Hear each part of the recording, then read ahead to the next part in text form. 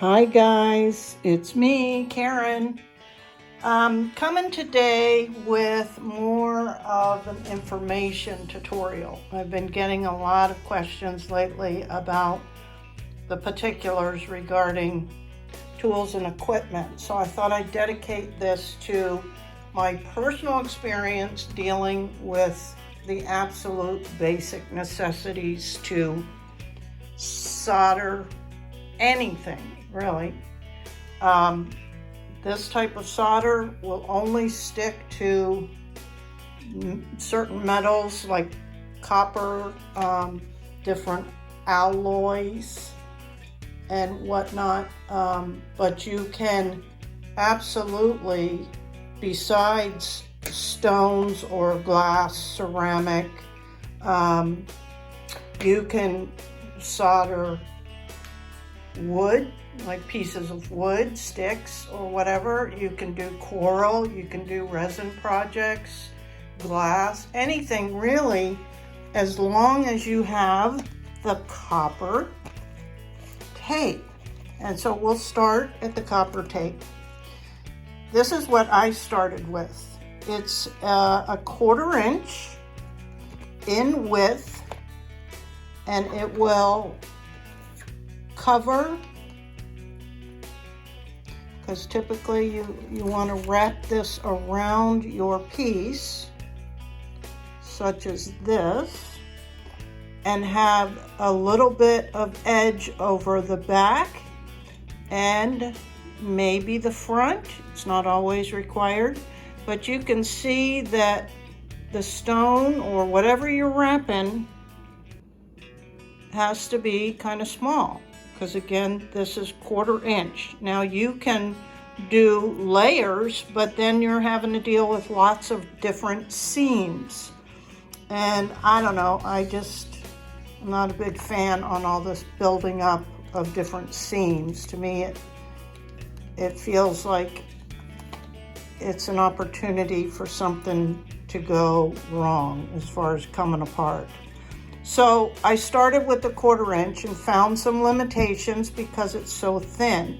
When I wanted to wrap, say, a bigger, wrap a bigger stone, you can see that it would give me very little overhang. In fact, it just barely cover the width of the stone. So that's what then took me to the next size. So you can see it's not expensive. This was $7. I think I got it at Hobby Lobby. This, I think, is their brand. They used to make solder as well, but I think that's been discontinued. And most everything you purchase will have these words somewhere, because that's where this art of Tiffany Method started with, was the stained glass lamps called Tiffany lamps. That's where this whole art form started. So everything you see will say stained glass of whatever, whether it's solder, the tape, the foil tape, your soldering irons, your flux, all that good stuff. So this is what I started with, and you can absolutely start with that, and you can build and all that stuff and experiment. If that's all you have, get started. So then I decided to buy a thicker tape, and I just got this on Amazon. Again, it wasn't expensive, $8, $9, something like this, but this is a 3/8. Now the other thing I want to point out is your standard foil tape should tell you what the back of it looks like, because this is an adhesive, just like a tape for, Scotch tape. The front of it is copper to allow the solder to adhere, but the inside of it, if I can get this out, I was going to paint my fingernails. See, the inside of this particular one is also copper. So if you have a transparent stone, such as a moonstone or a clear quartz, you'll be able to see this copper through the stone. So the backing in different foil tapes is different sometimes. You can get black backing, you can get silver backing, and copper backing. So this next one I got, because this was before I knew that. There's so much to learn and you don't even know what to ask because you don't know. So anyway, I just ordered a thicker, a wider tape. You can see it's almost twice as wide. Then I figured I could cut it down, or I could even use, which we'll get into more detail with some of this stuff, decorative shears to make like a border, a decorative border. So I could cut this down to any size, and I figured it'd be almost more economical than doing multiple wraps or applications of a thinner tape. So this was my second purchase.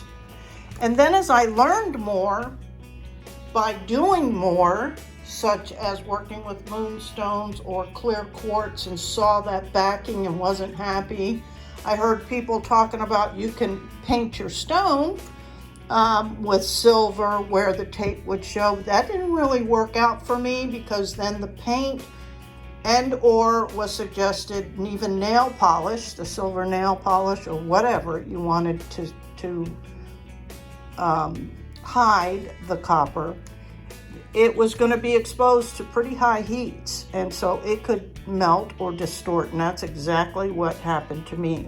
I think I put white on my stone, white acrylic paint I tried, and white nail polish, and because the heat, once you start applying the solder, it kind of started to melt the paint. So you have to be mindful of that. Same with working with resin pieces. You can absolutely wrap them with the copper foil and apply solder, but you don't want to stay on one area too long, because it could start to damage it because of the high heat. So anyway, once I started learning about, there's other types of tape with different backing, which I didn't even know that that's what it was called, I started my research on that topic. And I do a lot of research because I always have a lot of questions. I sat in the front row in school and was always the one with my hand up to ask questions. So anyway, I started my research, and indeed there are, like this one is the same width, because I like this width, being able to cut it down. So that's a 3/8 inch.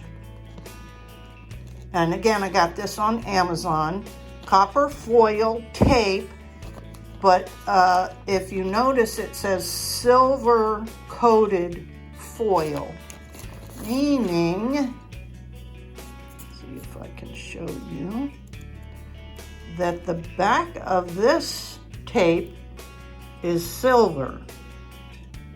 So that's what will show through.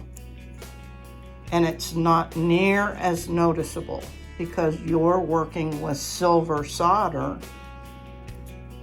So that's how I ended up with 3 different types of copper foil tape. So the backing is different, the width is different, the lengths are different, but they're all very reasonably priced, anywhere from, depending on how long, like this is 36 yards, this is also 36, so I'm going to say that's pretty standard. I don't think this was 36 because I sure have used a lot of it, but it could have been. I don't have the original packing, but all these I got, besides this one, was on Amazon, but you can absolutely get a thin, a 1/4 inch, because that's pretty standard.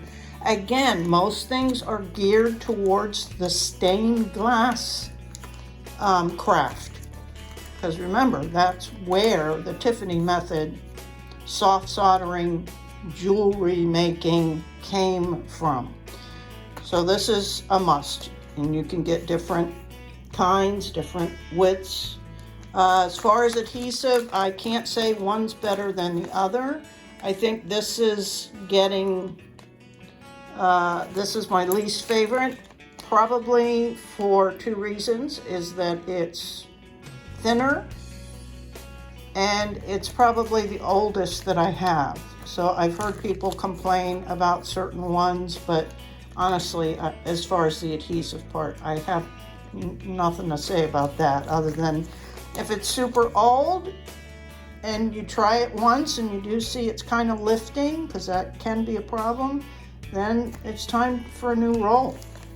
And as I said, right here is probably, well, if you buy 3 of them, you're gonna average about $30, $25, $30 for different ones, but you don't need all those. Okay, moving on. And of course, gotta have this in your arsenal because you gotta clean whatever you're wrapping with the foil or soldering to. You have to get a good cleaning with some alcohol because your hands get oily very quickly just from us being human, and we transfer it onto whatever we're working on and it gets onto the stone, and that could prevent a good contact with your foil tape or even solder. So always have some rubbing alcohol available. Then the next thing I'd like to talk about is the different fluxes. Like I said in the beginning, I was having so much trouble. I almost totally gave up on this craft because I just could not do what I wanted to do. And I don't like being limited. So it's either accept it or give it up. And I really was to that point. And I be honest with you, there was many times I reached out. I belong to a couple Facebook groups and whatnot, and of course the internet and doing research, and then locally talking to people in the stained glass shops and stuff like that. Didn't seem like I was getting the answers I really needed, because I would get answers and I'd apply them and still not be able to accomplish what I wanted. And some of those things and no shade given to the people that were trying to help me, because unless they're kind of sitting with you and you showing them what you're doing and what you're trying to accomplish, they can't give you really a concrete, definitive answer. So a lot of people thought, because my complaint was that I couldn't get the solder to stick. It didn't seem like it was sticking to the piece I was working on. So a lot of people asked what kind of flux I was using. And in the beginning, I started with this because it was recommended on probably 1 or 2 of the first videos I watched by a very well-known Tiffany Method artist. Her name is Sarah Beth Love, I believe. And she's an author, has several really great books that'll give you lots of projects and everything. I'll try to remember to list her in the description, but she recommended this. It's a liquid flux, Old Masters it's called. It's also by Novacan, which is pretty famous. They make some patinas and whatnot, or popular I should say, but it's liquid. So that's all I knew. And so when asked what kind of flux I was using, this is what I said. And some people said, oh, no, that's not good for this. And I'm like, well, Sarah Beth, and they're like, well, whatever. If it's not working, go get a paste. And this is what was recommended to me. Odie number 5. And you can get this in any hardware store. Oh, this I did order on Amazon, and I think it was maybe $14, $15 for 8 ounces. And I mean, you use very little. So this is a couple of years old, and it's 3/4 of the way full, if not more. Anyway, and this is like $6. And I think I got this at Lowe's. Odie number 5, lead-free. Make sure you're dealing with that, because we're going to be using lead-free solder. This is considered a paste.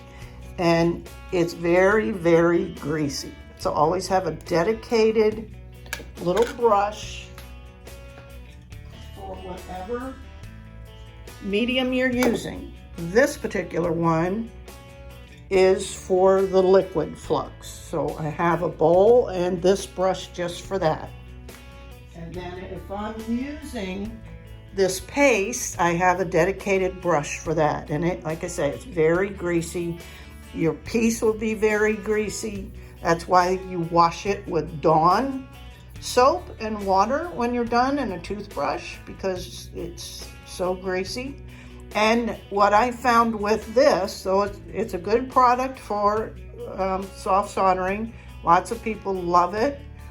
And it did help for sure. And but when you apply the solder, the heat from the solder, it lets off like a smoke. So you got to make sure you have some kind of fan. And I just have a little bitty fan I got, I think, at Walmart, that's rechargeable. And when I'm working with it, instead of it blowing on me, because we sure don't want our pieces cooling off, I turn it around and have it draw the fumes away from me.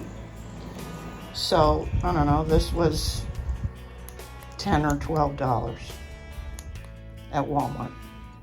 Okay, so I was using this, but after I figured everything out and where I am now, I don't really use this much. I went back just as an experiment to this liquid once, like I said, I figured it out. And this works great, and there's no smoke fumes when you apply the solder. It's not greasy, so yay, I like it. So that's the Flux. Now, here's my experience with the different solder. I started out with this brand. It's sterling, and a lot of people will think, oh, it's sterling silver. No, no, it's not. It's just the name of this product. The manufacturer, if you can see it, I can barely see it, is Harris. This is the particular brand. The most important thing to look for is lead-free. Okay, this runs about, trying to remember, 40 to 50 with taxes. And this is considered a pound, 1 pound, 16 ounces, spool of solder, silver solder, but it's not sterling silver or fine silver. So you can see it's a little bit more of a dull finish, which you can polish up, but yeah, so I've used this more than anything else. Probably went through, this might have been my 3rd roll spool. Then I was looking for something brighter and did a bunch of research and, asking people what they use and blah, blah, blah. And finally settled on this Silva Bright 100. Again, it's lead-free. Right here, lead-free. This one actually gives you this one may too, but if you can read that, gives you the percentages, as you can see in here. So there is like 0.4% probably Argentinian silver, 4% copper, so copper attracts copper. And then this is just a tin, 95.6% tin, right? So I bought this, was about the same price as this for 1 pound spool. You can see I haven't used much of it, because though it was supposedly a better silver, it's really pretty much the same. So I was like, ugh. But of course, everybody raves about this solder. But as you can see, the size, so this is a 1/2 pound.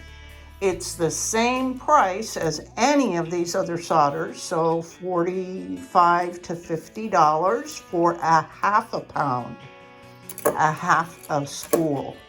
But you can clearly see the difference.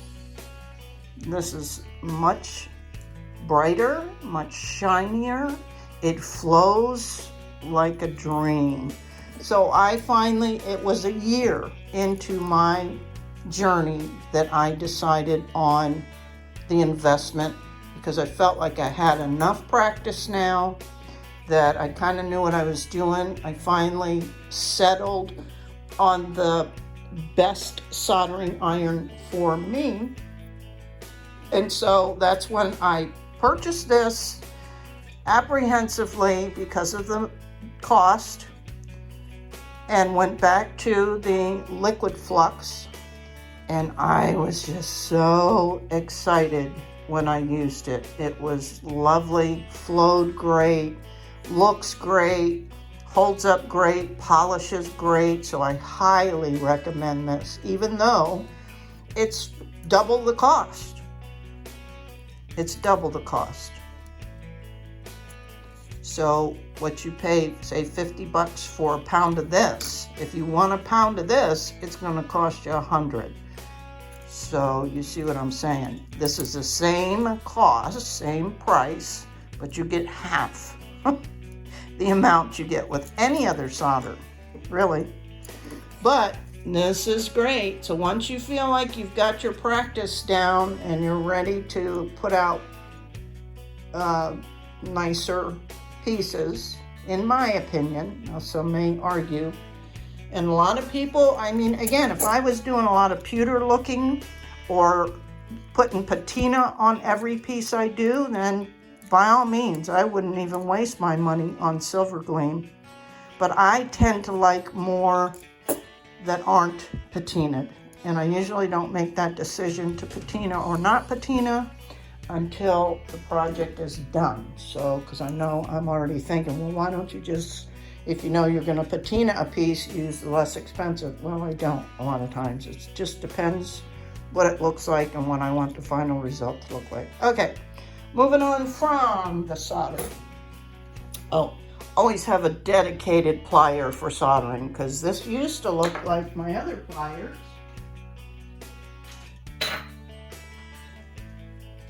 Used to be all shiny, but it's the Flux that will not even tarnish. I mean, it is tarnished and you can eventually clean it up, but why if it's just going to happen again? I don't think it's rust, but that's corrosion, which begins as tarnish. So just whatever tools you're going to be using for the soft soldering, make them dedicated pieces. All right, now on to the really fun part. I say that facetiously because this was my biggest struggle by far. Like I said, I joined this Facebook group. I perused the group for an entire year, watched everybody, what they were doing, read up. Then I started researching, and then I started getting antsy, like I think I'm ready. I was always apprehensive, mostly because of the heat involved. And I jumped in there, researched, bought this, well, actually one like this. This is just a generic brand. I probably spent, I don't know, $40 or something for it on Amazon. I liked that it had the little station, and you know, you can control the temperature, and it looked fine to me. And your little thing to clean your tips off, which we'll get into that over here when we get done with this. Not knowing everything I needed to know, I purchased this, like I said, and this is a 60 watt generic, and it seemed to do what it was supposed to do. It would, the solder, I could pick it up, I could put it on, but when I would go back and try to add more solder on top of solder, it seemed like it would get cold, and it wouldn't do that. It wouldn't allow me to, as they say, build the solder, build it up decoratively, or just, you'll see. Anyway, so I was frustrated with that. Sent that one back thinking there's something wrong with it. Got this one. Was similar, but I think this one was $10 or $20 more, because in my mind I'm thinking, well, if it costs more, it must be better.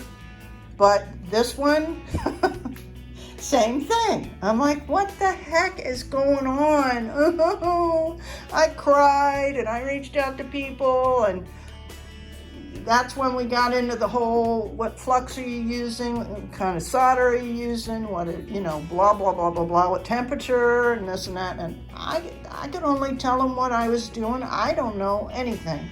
But I started wondering, I have this old soldering iron in a drawer somewhere in my craft room. Just out of pure curiosity, no temperature, no nothing. I'm going to get it out and see if it'll, melt it off, I can use it. And so I did. It was still in the package.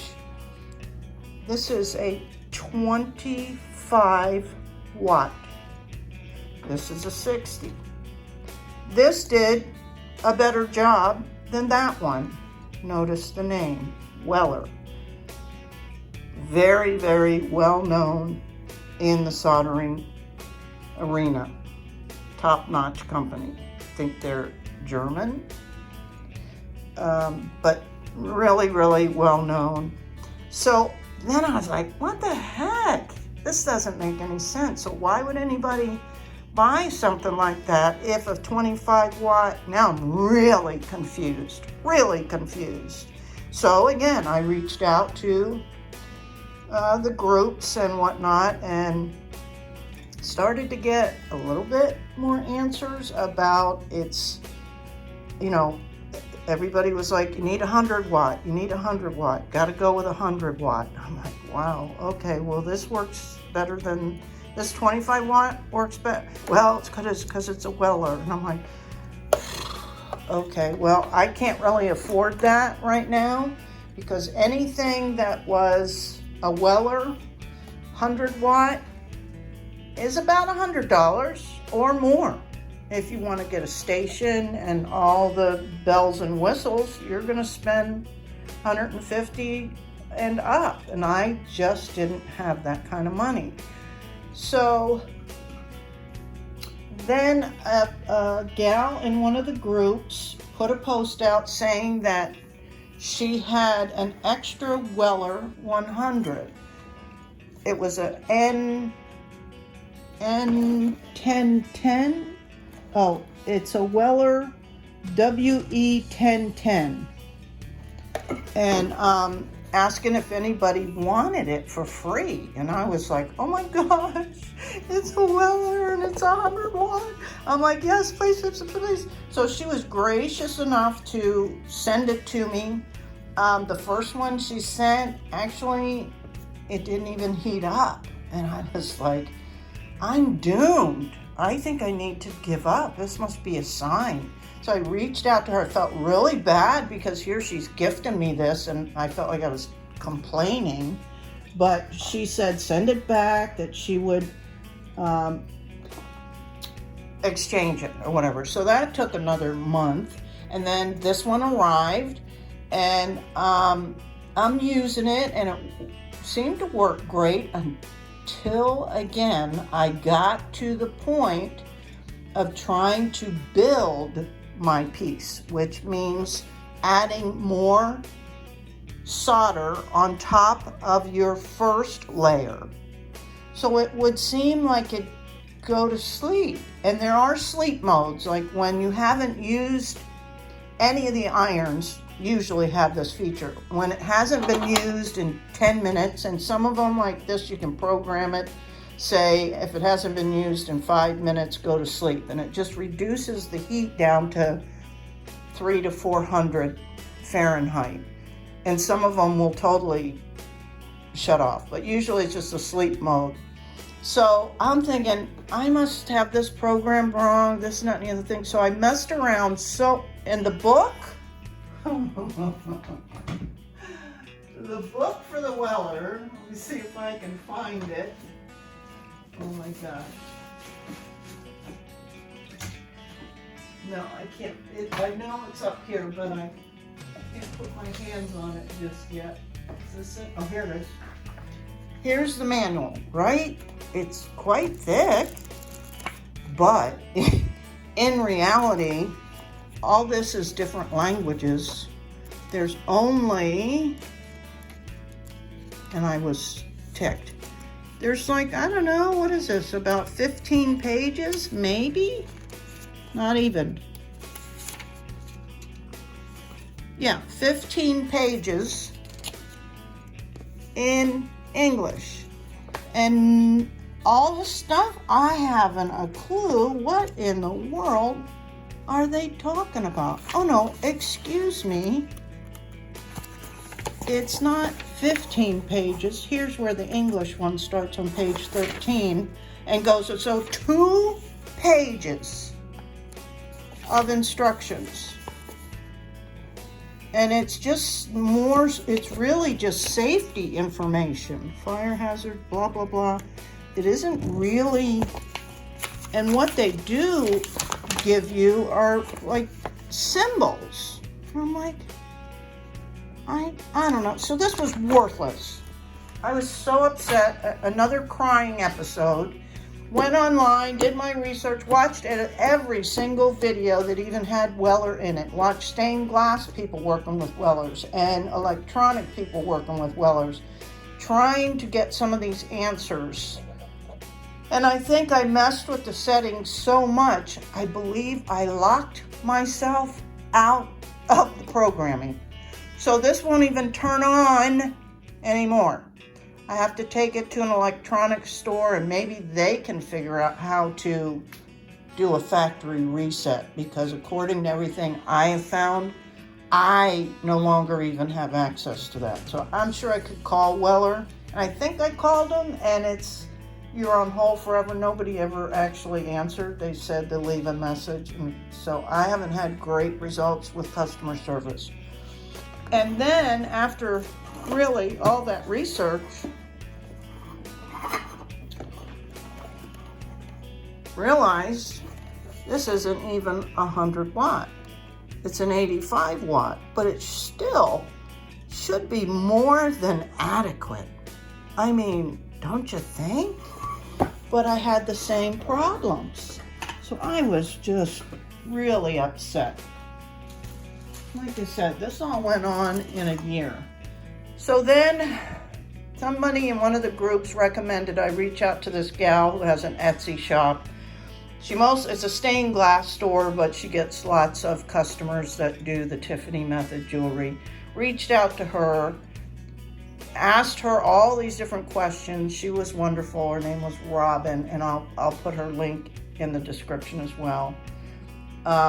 She really gave me a great explanation of why we even need a higher watt soldering iron to build the pieces. And it's quite technical and lengthy, and I was exhausted after discussing things with her, but felt hopeful. So I had purchased, she had recommended a particular, I think it was one of the Hobby Lobbies. I believe it was it was a Choice 100 or something like that I ordered. It was 100 watt, but it just came with the big chisel tip.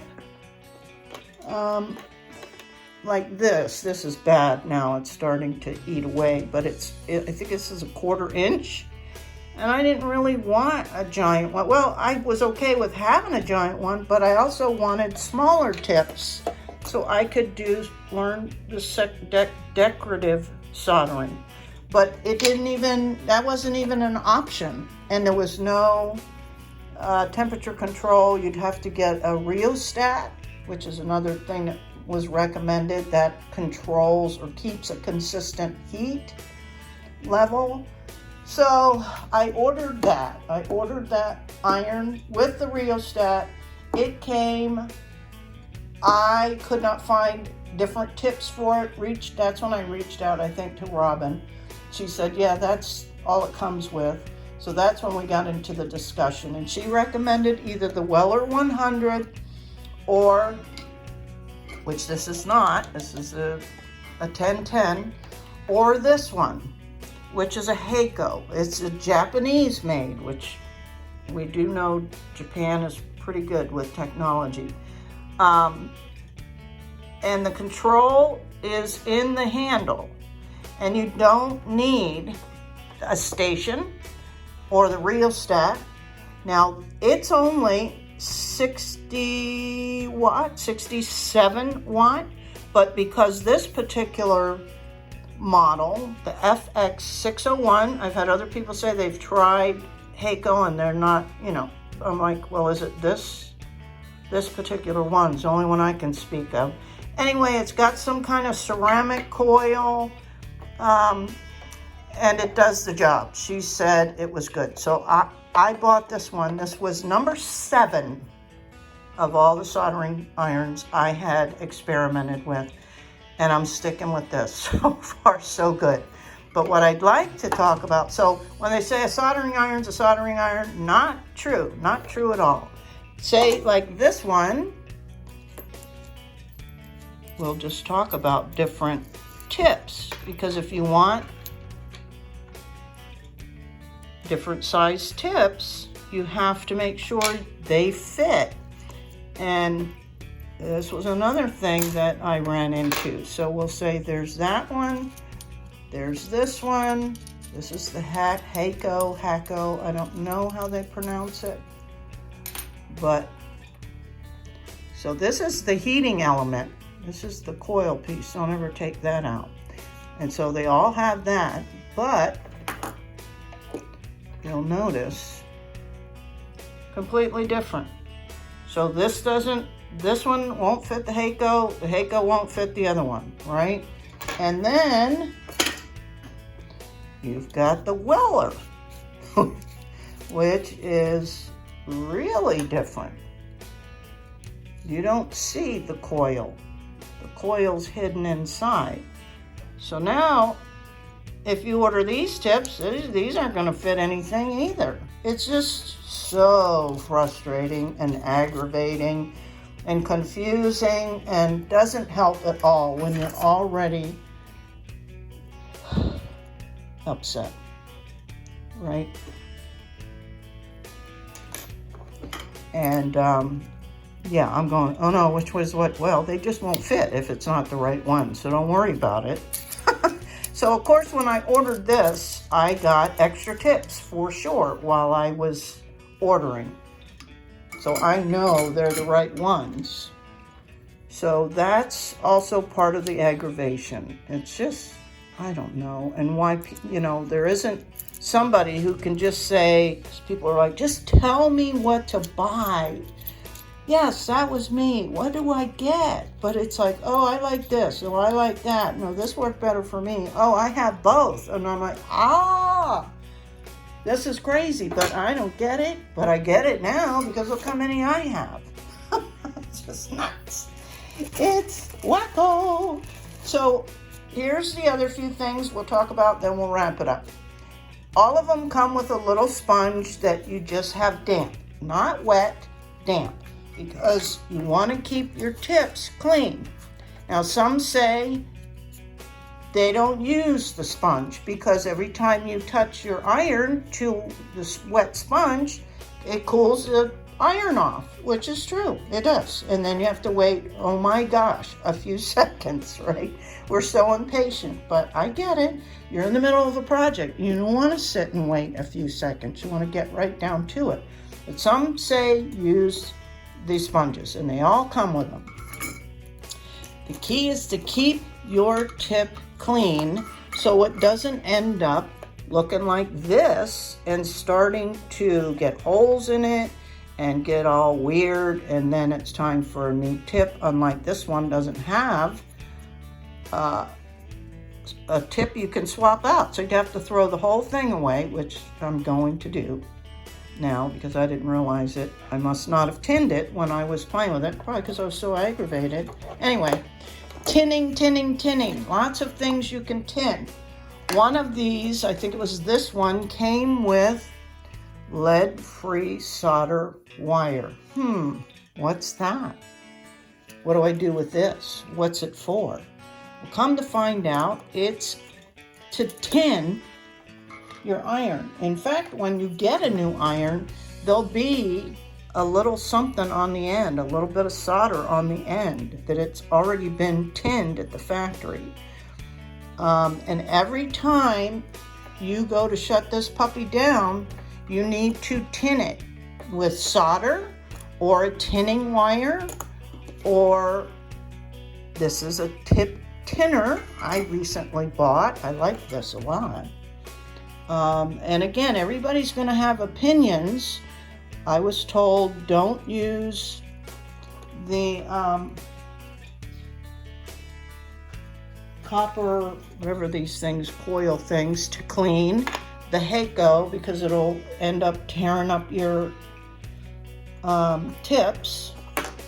So I wasn't using that. I was using the thing. What I don't like about using the sponge is that the solder can roll off and end up in your lap. So, be careful because you're doing this, and if you have a lot on there. Anyway, this is easy enough. Just stick it in there and it tins. Now, it does create quite a bit of smoke, so make sure you have your fan on. But this is a good option. I've used almost all of this. This was fine. What I do is when I'm getting ready to shut down, I would just touch, oops, hope I've been on camera. Excuse me. I'd touch, not holding it, but I touch the wire to the heating element, to the tip, just to get some molten wire, solder wire on there, and then shut it down. That protects it and keeps it from corroding. As you can see where it's black, that's corrosion. And that what will eventually ruin your tip. But I also like this, and it seems fine, and the booklet that came with it said you could use this. So maybe whoever recommended the only using the sponge has had a bad experience. I don't know, and we'll see.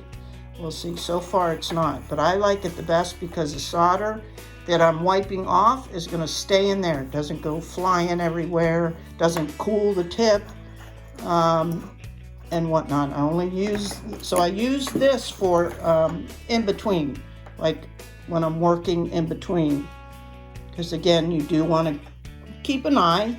Because if you go to pick up some solder and it's not heating on it, it might be because you're starting to get some corrosion on here, or some, I can't think of the word. Yeah. And so you got to keep a watch on that and clean this off frequently as you're applying your solder. Tinning only when I'm shutting it down. And then there's this other product for if your tips get really bad. And of course, somebody recommended this to me when I was having problems just getting the solder to melt and the iron to stay hot. They're like, oh, you probably need this, Well, this is highly dangerous. It's like an acid. Lots of hazardous precautions on here. Not good to breathe this in. You need to have lots of, avoid release to environment even. You can't dispose of this stuff just in the trash and stuff like that. But, and I've watched tons of videos about this. I keep it in a baggie even, so it's at least sealed. I don't use this, haven't been using this at all anymore because I haven't needed it. And you can see I did use it quite a bit, probably on this one or the Weller or whatever. your iron is hot and you just rub it off, and it definitely works. It will clean it up.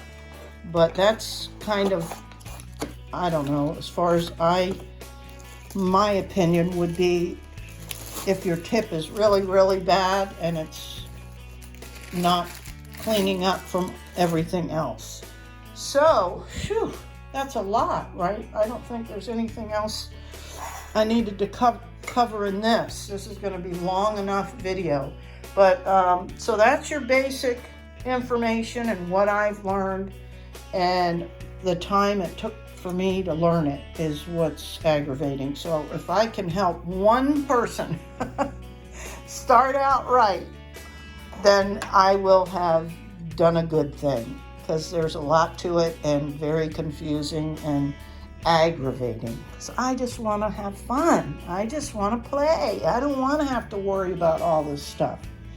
But anyway, that's it for this one, and I think I'll do another one about just some of the materials that you can use to make your creations, like different wires, different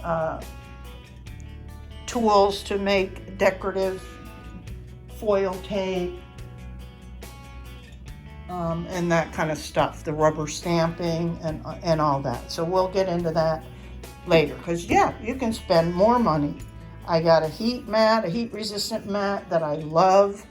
A lot of people just start out with a hard surface, maybe a piece of wood, a thin piece of wood, which I had started out on. That's this, sorry, this piece. Some people work on a cookie sheet, so this will catch if any solder rolls, but I tried it, but there's other surfaces. This is really more used with working like hard solder, they call it, versus a soft solder. This is a, I forget, a solderite, I think it's called. It's really for working with an open flame, like a torch. But you can use it in soft soldering. It's very heat resistant. So anyway, I'll get into more of that in another video. So I hope you enjoyed this. I hope it was informative, and I hope it saves you some time and aggravation and money. And until next time, bye guys.